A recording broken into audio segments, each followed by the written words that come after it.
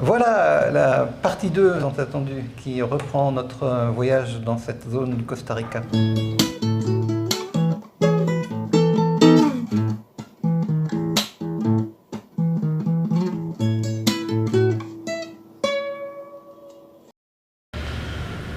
En sortant de chez Daniel et Angelo, on avait pour but d'aller dans la baie de Drake, là où se trouve le parc du Corcovado. Disons qu'on a fait une première descente vers le Corcovado par l'autre côte. Et on l'a faite avec Daniel et Angelo d'ailleurs, et on n'a pas été très chanceux. On s'est rendu compte que ça collait pas trop, la piste était pas si belle, elle était difficile. Donc on a renoncé et on est plutôt allé vers la baie de Drake, qui est l'endroit, le principal endroit de départ vers le Corcovado. Et pour y aller, donc partant de Playa Blanca, qui est assez amusante parce que alors on a fait une belle baignade avec Daniel et Angelo à Bahia Blanca, et sur le plan de drone, on n'a vraiment pas l'impression que la plage est blanche. C'est pas ce qui la caractérise. Ce qui la caractérise, c'est qu'en fait elle est très agréable pour la baignade parce que la mer est très calme à cet endroit-là. Il n'y a pas de courant, il n'y a pas de vagues, et donc c'est vraiment une baignade idéale. Donc on reprend la route à cet endroit-là. Donc on leur dit au revoir, et donc on prend la route pour aller vers la baie de Drake.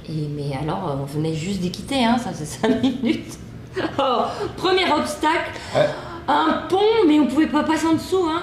Il n'y avait pas d'indicateur de hauteur. Donc j'ai dit à Manu, vas-y. Il y avait deux gamins juste qui étaient là, ouais. Ils disaient, ah, ça va passer, ça va passer. Ils étaient mignons, ils étaient très jeunes.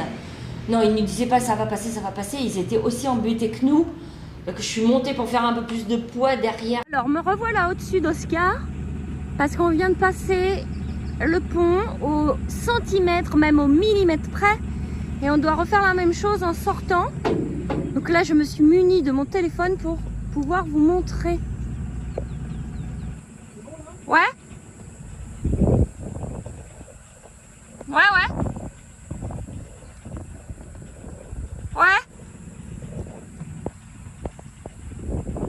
Attention parce que si ça descend, j'ai peur qu'on soit trop haut.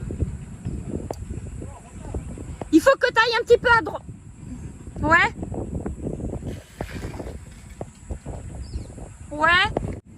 Tout doucement, je suis pas sûre que ça passe. Ok.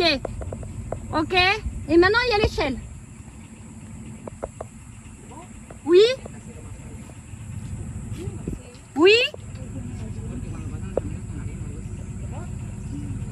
On est à l'échelle, alors tout doucement.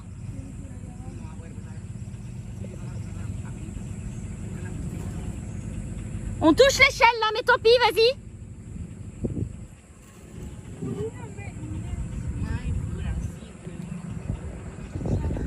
Ciao.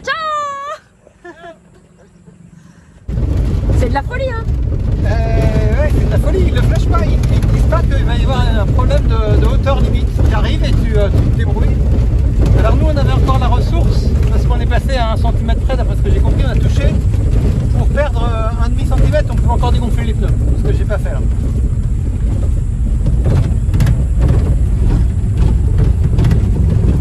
Et ça c'était la première difficulté. Et ensuite on a enchaîné les gués. Bien, alors l'autre pont là, c'est quasiment sûr qu'on passe pas, enfin c'est certain. Et l'autre choix, c'est celui-ci. On n'est vraiment pas sûr qu'on passe, ça a l'air quand même très profond. Et on a vu une seule voiture sur la route qui allait dans le même sens que nous. Il se trouve que c'était des voyageurs hollandais, alors eux ils étaient équipés, ils avaient un 4x4. Et au moment où nous, on s'interrogeait de savoir si on allait passer ou pas. Et qu'on était sur le point de faire demi-tour. Oui, parce que Manu, bien sûr, comme d'habitude, il est descendu en caleçon pour voir jusqu'où montait l'eau. Et on s'est dit, non, on ne peut pas prendre ce risque, il n'y a pas de voiture. Donc, Et on voit son 4x4 arriver, donc on s'arrête, on fait connaissance brièvement et on les laisse passer devant, ils nous disent c'est bon, on va vous servir d'éclaireur. Et on voit qu'eux, ils passent finalement assez bien. Alors on avait quand même repéré, il ne fallait pas prendre le gué droit, devant il fallait passer par la droite, et faire une sorte de courbe dans l'eau, de virage. Et ayant vraiment bien pesé le pour et le contre, on a décidé de tenter notre chance. Allez, à notre tour. Vas-y mon Oscar. Vas-y mon petit.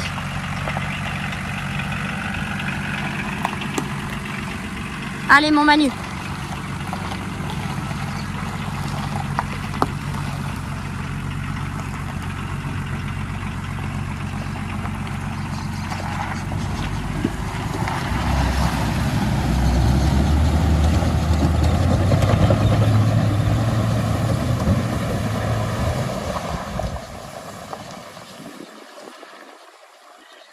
Youhou. Les Hollandais nous attendaient de l'autre côté. Et c'était le gué, de loin, le gué le plus profond qu'on ait jamais passé avec Oscar. Et ouais, c'est super, c'est passé. Et après, on s'est dit, mon Dieu, on va pas les lâcher. On les suit parce que si jamais il y a encore une difficulté, il faut quand même qu'on ait une sécurité. Donc, on a collé le 4x4 et ça n'a pas raté. On est tombé sur un deuxième gué. Où, même chose, ils sont passés en avant et nous en deuxième. On est bien passé. Et puis après, ils sont plus rapides que nous. Hein, donc, ils sont partis. Ils sont partis. Nous, à ce moment-là, on est rentré dans un autre univers qui était la traversée de la jungle, en fait. Hein.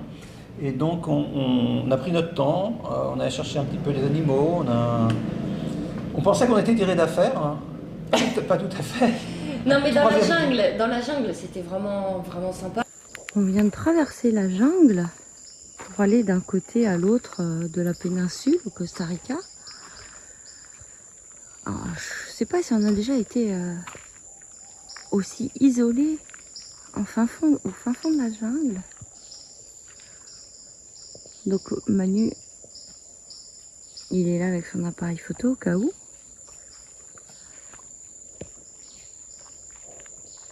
Et par exemple, au-dessus de nous, il y a des passerelles pour que les paresseux, essentiellement, puisqu'il y a 3 fils, donc ils peuvent avoir 3 appuis, puissent passer de ce côté à ce côté-ci en sécurité. Pour l'instant, on n'a rien vu, mais on y croit.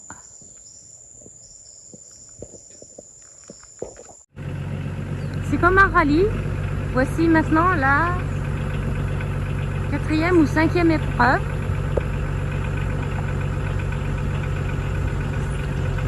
Quand même pas très facile parce qu'il y a la remontée à droite.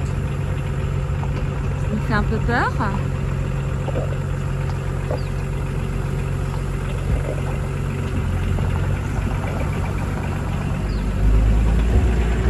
Allez, c'est parti!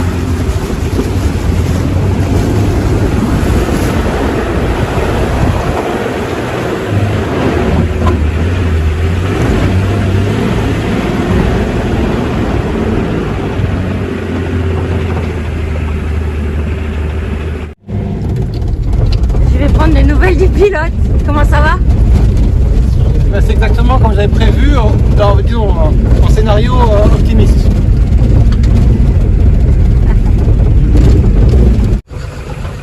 Alors là, c'est fléché Rio Profundo, ça veut dire rivière profonde. C'est la première fois que c'est indiqué comme ça.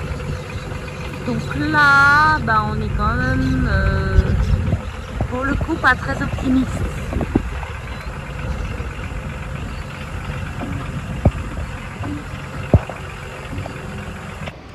Et on a réussi à passer tout seul sans trop de difficultés.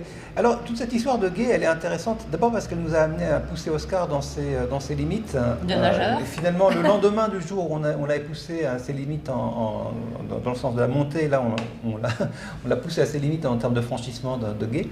Et on a appris plus tard que tout ça était inutile parce qu'il existait une autre piste pour arriver à la baie de Drake qui passait systématiquement par des ponts. Et on l'a appris que le lendemain de notre arrivée.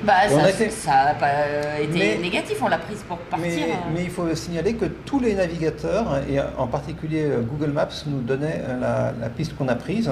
Donc en fait, ils ne sont pas à jour. Et là, on aurait mieux fait pour le coup de prendre des renseignements auprès des locaux plutôt que de s'engager simplement sur la piste conseillée. Globalement, c'était une super expérience. On était très contents. Et alors, on est arrivé à la baie de Drake. Mais tard quand même, en fin de journée. D'ailleurs, on est arrivé, les gens rentraient d'excursion. On a vu plein de gens et qui s'avèrent être des camping-caristes français. Alors leurs véhicules sont en France, mais ils étaient tout contents de voir que nous, on avait réussi à venir jusque-là. Mais ils sont où vos véhicules? En Donc c'était la fin de journée, mais Manu, maintenant tout le monde commence à le connaître, c'était pas suffisant. On était à peine arrivé qu'il avait pris contact avec quelqu'un qui vendait des excursions et qui du coup nous proposait de faire une marche de nuit, faire ce qu'on appelle une night walk. Pour voir les animaux nocturnes, alors on n'a pas vu grand-chose. Si, on a vu des... Alors c'est sûr et certain que, d'ailleurs je sais pas si c'est autorisé, mais il faut pas faire ça tout seul. Déjà la jungle, tout seul, c'est vraiment difficile de voir les animaux. Mais alors de nuit, c'est impossible, il faut y aller avec des lampes. Et comme tous les animaux, hein, ils ne changent pas tant de place que ça. Donc ils arrivent, ils éclairent l'arbre où il y a le scorpion, par exemple, qu'on ne voit que la nuit éclairée. Et pof, ils le trouvent sur une feuille. Puis la toute petite grenouille, qu'on ne voit que la nuit, c'est pareil, elle ne change pas d'endroit. Donc on a vu 2 ou 3 grenouilles nocturnes, on a vu les serpents. Quand même. Oui, quand même, c'est vrai que c'était le plus notable. Avant de partir, on a vu un bébé boa. Il y a des araignées. Une tarentule. Une tarentule et puis les araignées bananes. Oui. Les tarentules, c'est très impressionnant parce que c'est gros, c'est poilu et les arachnophobes, ils ont peur. Mais en fait, les tarentules, elles restent sur leurs feuilles ou leurs roches et elles ne viennent pas nous embêter. Par contre, les araignées bananes, elles sont dangereuses. Hein. Donc ça fait moins peur, mais c'est un peu plus venimeux. Mais bon, enfin, je ne voudrais pas être trop négatif, parce que finalement, elle était bien en soi, cette Nightwalk, mais c'est un peu anecdotique par rapport à l'image qu'on garde de la baie de Drake, parce que je crois que l'image qu'on gardera de la baie de Drake, c'est celle d'un endroit très accueillant, en fait, pour les gens comme nous, hein, avec leurs véhicules, parce qu'il n'y en a pratiquement aucun, en fait. Hein. Je crois que de toute la durée qu'on a passée à la baie de Drake, on a dû rester 3 jours peut-être. 3 nuits. On n'a pas vu un seul autre véhicule. Donc on a les emplacements pour se stationner près de la plage pour nous tout seuls. Hein. On a un très bon contact, une très bonne image vis-à-vis des locaux parce qu'ils n'en voient pas beaucoup. Et alors là, pour le coup, on dort sur la mer. Bon, là c'est ma tête de quand je me réveille. Mais c'est mon plaisir, regardez comme c'est bien. On sort du lit, direct à l'eau.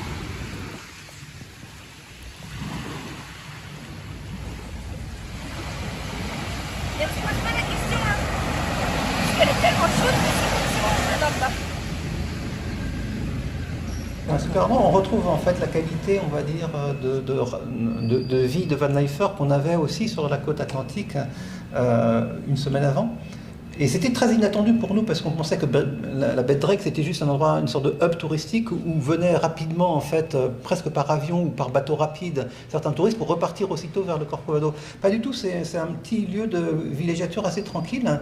De là, on peut prendre des tours pour le Corcovado, ce qu'on a fini par faire, mais on peut aussi prendre du bon temps, comme on a aussi fait, je crois. On a essayé de faire une balade près de la plage, enfin qui longe la plage. Donc on a fait une marche un matin pour essayer de trouver nous-mêmes des animaux. Honnêtement, on a vu quelques colibris, quelques singes, mais de loin. Et c'était tellement agréable, je ne pouvez même pas imaginer. C'est une succession de petites baies minuscules auxquelles on peut accéder à pied ou bien sûr en venant de la mer par des toutes petites sentes. Et on est tout seul, entouré de roches, dans une mer absolument splendide, avec des haras qui volent autour de nous. Enfin, on s'est baigné, on avait comme des idiots, on est parti à 7h du matin, on n'avait pas emmené nos maillots. Je me suis baignée en culotte, mais il n'y a personne. On a juste à lever les yeux et observer les balais de haras. C'était franchement magnifique. Oui, c'est vrai. Et puis en descendant sur une de ces petites criques, parce qu'on s'est arrêté sur 1, 3, 4, on a vu des empreintes de tapir. Là, il y a un tapir qui est passé. Ouais, et on n'est pas sûr d'en voir, hein, parce que quand même on en cherche. Mais au moins je vous montre les empreintes du tapir. C'est un peu comme quand on voit les empreintes des jaguars qu'on voit jamais.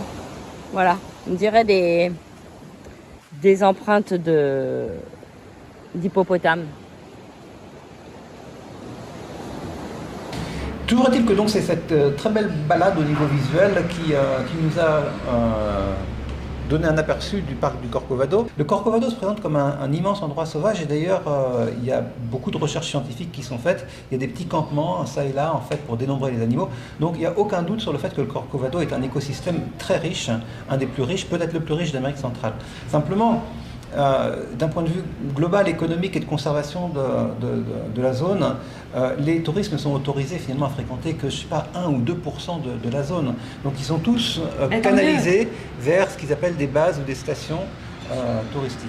La plus réputée d'entre elles, elle s'appelle la Sirena. C'est celle qui est réputée aussi la meilleure du point de vue d'observation des oiseaux, donc des animaux. Donc nous, on voulait aller là. Et d'ailleurs, ça tombe bien parce que la plupart des tours emmènent là. Donc on a négocié un petit tour directement à partir de Playa Drake. Voilà, c'est parti pour une nouvelle journée à la recherche des animaux.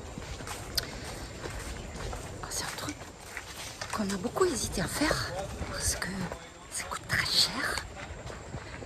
Et comme toujours, les animaux ils sont pas là, même si on paye cher. Mais bon, on s'est laissé tenter quand même. On est super contents. On est très content parce qu'on vient à peine de partir, qu'on a déjà vu les oiseaux qui se camouflent. Et maintenant, on vient de voir un coati de très près. Alors évidemment, comme c'est hyper touristique, même si c'est très cher, les animaux ils sont habitués aux humains. Donc en faisant doucement, ils étaient tout près de nous. Ça, ici, on appelle ça un arbre à touristes. Le soleil qui va me gêner un petit peu. Pourquoi? Simplement parce qu'en fait, ils pèlent tout le temps. Un peu comme les touristes quand ils viennent ici, qui prennent le soleil, qui ont la peau qui pèle. Alors, cet arbre-là, il n'a pas de parasites comme la plupart des autres arbres. Tout simplement parce que comme son écorce tombe, puisqu'il pèle, les aparasites ne peuvent pas venir. Ils se protègent avec sa peau. Là, j'ai envie de vous raconter plein de trucs, mais pendant ce temps-là, le groupe avance. Alors que je perde mon mari dans un marché, ça va, mais dans la forêt équatoriale, ça m'embêterait quand même un peu.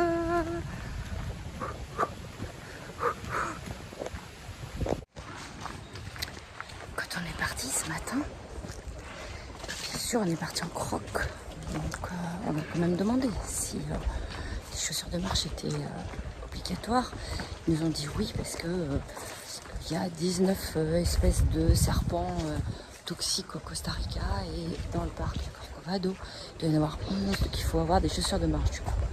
Manu, il a fait l'aller-retour en courant pour pas mettre le groupe en retard, pour aller chercher nos chaussures.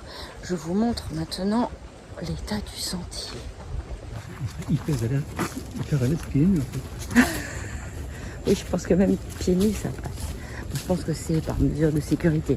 Si jamais il y a un touriste qui se fait piquer, il ne veut pas être responsable. Ils auront prévenu. Après, chacun fait ce qu'il veut. Ceci dit, s'ils nous avaient fait signer une décharge, on prenait en croc. On a beaucoup hésité à faire la fameuse célèbre sortie vers le parc du Corcovado, tout simplement parce que ça coûte très cher. Et que c'est un peu réputé quand même autoroute à touristes aussi. Donc le compromis, on ne savait pas trop s'il nous plairait. Et la conclusion d'ailleurs après l'avoir fait, ça serait que c'est un peu ça quand même. Ça reste touristique, ça reste cher, on le savait. Est-ce que ce qu'on a vu en contrepartie mérite l'effort? Oui. Moi, je serais un peu plus nuancé. Mais on n'aurait jamais vu de tapir. Ah oui, on a vu un tapir. Bon, on a vu un tapir. Le tapir, pour nous, c'était quand même le point d'orgue. Alors, ça paraît peut-être bizarre parce que pour vous allez dire un tapir, c'est pas terrible. D'une part parce qu'on n'avait jamais vu, sauf en captivité.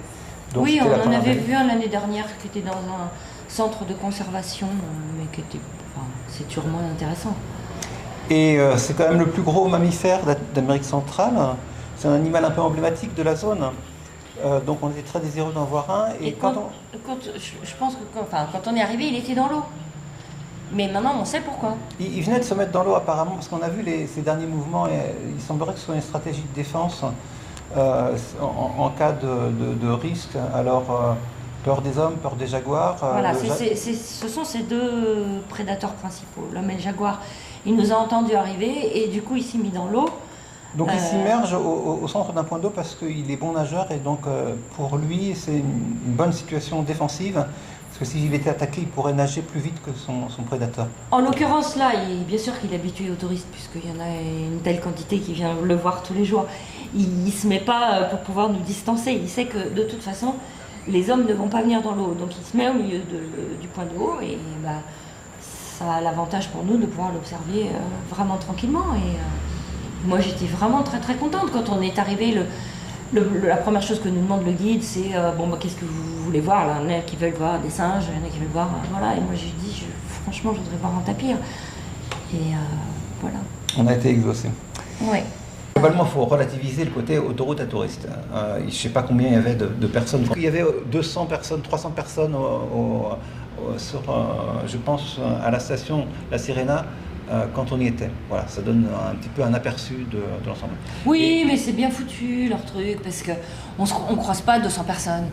Non, chacun prend un chemin différent, on se croise et on se croise. Chaque guide doit avoir à peu près 8 touristes avec lui. Oui. Donc voilà. Est-ce que ça correspond à la définition d'autoroute à touriste ou pas? On a vu pire. À vous d'en juger. On a vu pire aussi.